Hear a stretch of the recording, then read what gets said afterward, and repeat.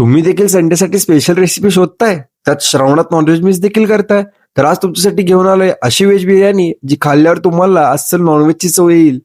Video कुठे skip करू नका आणि शेवटपर्यंत नक्की पहा. सर्वात आधी पातेल्यात तेल गरम करून त्यात खडे मसाले, ठेचलेलं लसूण आणि हिरवी मिरची टाकून छान परतून घ्या.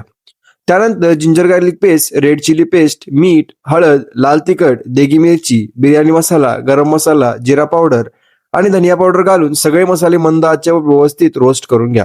मसाल्यामध्ये थोडे पाणी घालून ते एकजीव करा आणि मग यामध्ये चॉप मसाला ऍड करा.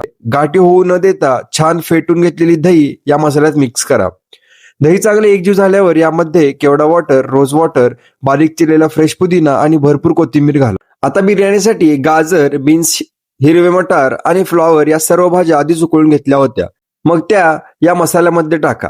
पनीर सोडून बाकी सगळ्या भाज्या उकडलेल्या आहेत. हे सर्व मिश्रण मसाल्यासोबत छान रोस्ट करून घ्या. आपली खमंग बिर्याणीची भाजी तयार आहे.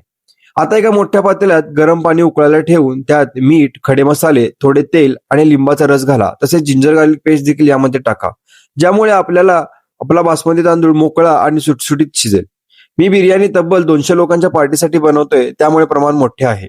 तांदूळ शिजल्यानंतर आता आपण लेअरिंग करायला सुरुवात करूया. सगळ्यात खाली मसाल्याचा स्तर, त्यावर शिजलेला मोकळा राईस, कलरसाठी हळद आणि लाल तिखट पावडर, थोडा सुवासिक पुदिना, कोथिंबीर, रोज वॉटर आणि केवडा वॉटर टाकून पहिला लेअर पूर्ण केला. अगदी याच पद्धतीने सेकंड लेअर देखील आपण लावून घेतला. शेवटची आणि सगळ्यात महत्वाची पायरी म्हणजे दम लावायची. ही माझी स्वतःची पद्धत आहे, ज्यामुळे पातेल्याचा कोणताही वाफ बाहेर जात नाही आणि राईस पूर्णपणे मस्त दम लागतो. खाली तवा ठेवून आपण हा दम सुमारे 20 ते 25 मिनिटे दिला. वाव, तुम्ही बघू शकता आपली एकदम सुटसुटीत मसालेदार आणि नॉनव्हेज सारखी चव देणारी व्हेज बिर्याणी तयार आहे.